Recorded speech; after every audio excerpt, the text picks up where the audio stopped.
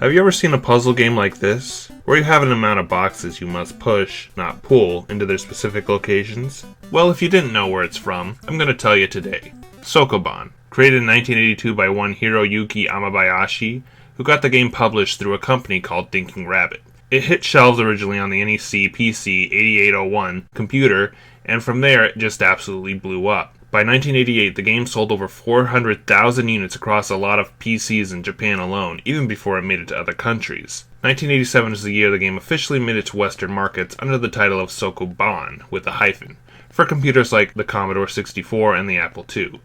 But it really didn't catch on, probably due to the name that doesn't sound as appealing to non-Japanese speakers. But that's when the consoles came in. There are so many console ports of Sokoban, it's insane. Some of which actually hit Western stores, just under more exciting names. Boxel 1 and 2 on Game Boy, Shove It the Warehouse game on Genesis, Boxy Boy on TurboGrafx, even straight up Boxy Boy in arcades. It's just a simple box pushing game. How could this thing crawl onto certain consoles with not only one, but 4 entries? As Tetris entered the scene, so too did it switch the puzzle game market from actually solving puzzles to the falling pieces genre, and everyone nowadays just wants to rip off Puzzle Bobble or Bejeweled. Sokoban has fallen to the wayside as a pretty cheap relic from a previous era, with a few new additions, mostly sticking to Japan, coming out from time to time.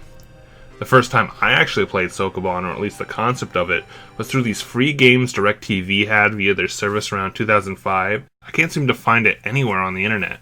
But anywho, let's go back to a simpler time when the game was still only a few years old and the Famicom seemed like the best new spot for the Sokoban experience. More importantly, the disc system, making Sokoban the first disc system title not produced or published by Nintendo, under the title of Namida no Sokoban Special, which translates to Tears of the Warehouse Keeper's Special. Okay, that might be a bit pretentious for a game like this. It's interesting to think about how when Portopia came to the Famicom in 1985, its sales almost hit 1 million. So taking this title that has a pretty big popularity, it might even crank the sales even more. As for this port, it seemed to have zero involvement from Amabayashi and Thinking Rabbit, being developed and published by ASCII Entertainment. We covered a few of their games back in '85, all of them brought to us from another developer, but it seems we have the first game from the main team themselves. The PC developers finally found themselves comfortable on a console setting. Or maybe the contract developer is so obscure no one's found out who actually made it. You decide. So when it comes to Sokoban type games, we surprisingly haven't covered many. In fact, we only covered one game that closely resembles Sokoban, DBsoft's Flappy. A game I didn't particularly like, but looking back, I do see the appeal. I can't tell you if there were a ton of Sokoban clones out there like Bejeweled clones now, but I guess it's pretty nice to know there is a little bit of originality out there. Well, that was a lot of build-up for a game. I don't have much to talk about. You push boxes into their designated spot while figuring out the correct order to put them in without getting them stuck. It's an entertaining game for a few minutes, like a good puzzle game should be. As for this version, it certainly has a nice speed to it, as you do not move super slow, although maybe you move a little too fast, but you can get used to it. You can easily reset the game by pressing start, although weirdly you have lives, even though it really doesn't matter. You do have some actual power-ups in the game that you can find moving boxes, but I'm not sure how to properly use them. But from what I can gather, they're just there to help with a mistake, which a simple start button can fix, so who cares? One of the greater things about this port is a simple level select, so you can pick any level you want at the snap of a finger. Although picking the level you want to play properly is kind of a hassle for some reason. When you press down on the directional pad, the number just flies from 0 to 23 in half a second.